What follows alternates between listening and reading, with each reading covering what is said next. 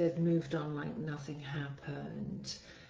You gave everything to the relationship. You're the one who held the family together. You carried the weight of the relationship. You did all the heavy emotional lifting. And now they've gone and you've been left behind and you're in beds. And you know, they're off living their best life, having a fantastic time. So of course you're angry. I get it. Of course you might be bitter. It's okay for you to say that and say it out loud and say it in the early days quite often. But the truth is, if you keep feeding the rage, it's going to end up eating you alive. And you have to be mindful about that. Anger is a part of the grief process, but if it's prolonged anger and it doesn't seem to dissipate, it can really turn on you and change the way you are, and it's not good for you. Like I said, rage is a normal part of grief, especially if you feel like they've discarded you.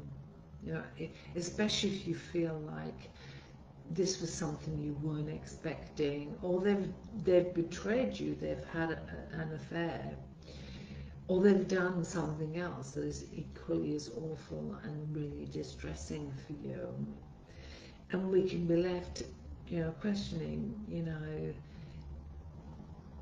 this is so unfair. This happened to me. I didn't do anything wrong. So we may not be overreacting rather. The anger can be real. And the sense of betrayal and abandonment, and maybe staying in relationships where our needs weren't met for a long time, but we stayed because it was important for us to do that. We can be left feeling really distressed. The problem with rage, though, is it begins to ooze out into all areas of your life, not just about your ex. It can ooze into other things too. All emotions are good, all of them, no matter what they are. Anger is a healthy emotion to have, but if it starts to seep out of us into other things, it can really start to poison our life. And we need to be able to process the anger and then regulate ourselves. Rage can become a coping strategy. It can be a way of managing a lot of distress, because anger is a secondary emotion. So the first feeling we have is anger, and underneath that is the hurt, the sadness, the loss, the grief, the loneliness are all underneath. And if we just stay in the anger the whole time, it's going to cost us our peace. We probably won't have good sleep. Our nervous system will be really overcharged and really in a dysregulated state.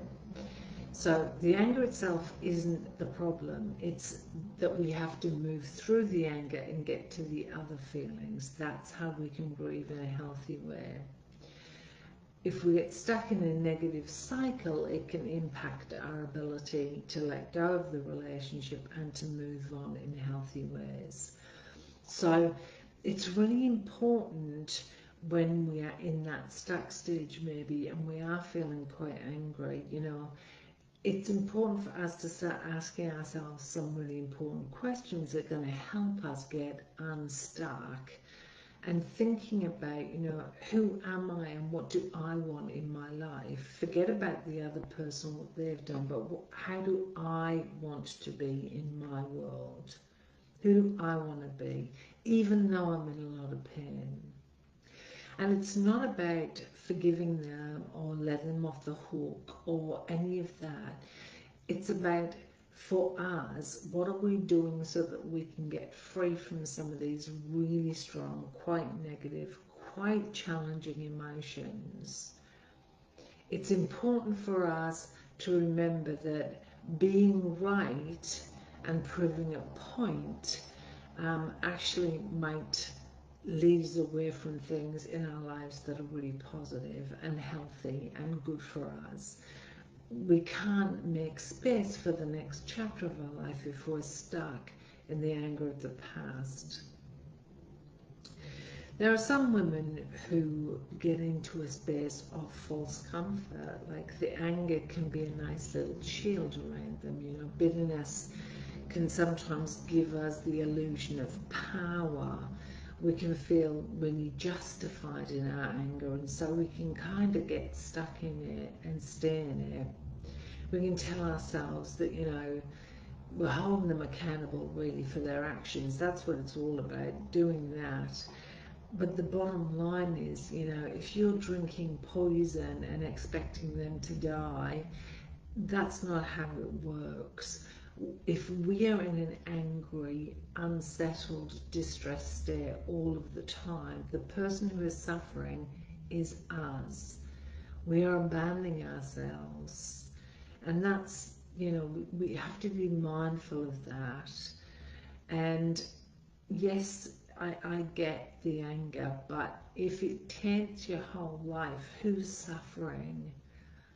Because they're getting on with their lives, they're busy doing their thing, and the anger is sitting with you day to day in everything that you do.